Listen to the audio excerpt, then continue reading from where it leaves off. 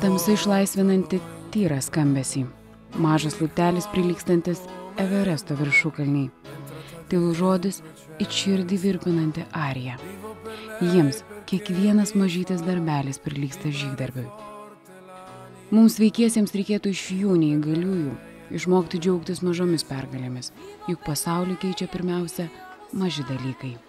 O kuo aš galiu nebūti linksma ir nepatenkinta, tai jūs žiūrėkit, kuo aš nutupėjau, tuo aš sėdžiu ir nenusėdžiu, aš ilgai galiu sėdėti. Susiduriu su daug tų problemų ir su daug, kaip sakyt, su visais laiptukais iki Kubiliaus daėjau.